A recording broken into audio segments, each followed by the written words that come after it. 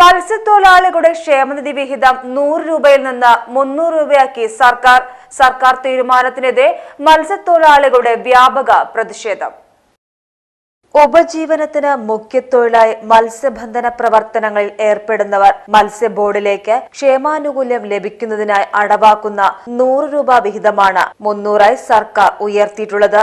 വിവാഹ ധനസഹായം, വാർദ്ധക്യകാല പെൻഷൻ, ആശ്രിതരുടെ മരണാനന്തര ചിലവുകൾക്ക് ധനസഹായം, അപകടം മൂലമുണ്ടാകുന്ന താൽക്കാലിക അവശതയ്ക്ക് ധനസഹായം, മത്സ്യത്തൊഴിലാളിയുടെ മരണത്തിന് ആശ്രിതർക്ക് ധനസഹായം, മാരകരോഗ ചികിത്സാ സഹായം, വിദ്യാഭ്യാസ പ്രോത്സാഹന സഹായം തുടങ്ങിയവയാണ് ക്ഷേമാനുകൂല്യ പദ്ധതികൾ.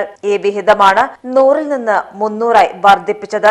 വിഹിതം വർദ്ധിപ്പിക്കുന്നതിനനുസൃതമായി ധനസഹായ തുകയിലും വർധനവുണ്ടാകുമെന്നാണ് ഫിഷറീസ് വകുപ്പ് പറയുന്നത്. എന്നാൽ യാതൊരു കൂടിയാലോചനയുമില്ലാതെ ക്ഷേമനിധി വിഹിതം വർദ്ധിപ്പിച്ചത് മത്സ്യത്തൊഴിലാളികളെ കൂടുതൽ ദുരിതത്തിലാക്കുമെന്ന് മത്സ്യത്തൊഴിലാളി സംഘടനകൾ ആരോപിച്ചു. PGTV news Ponnani.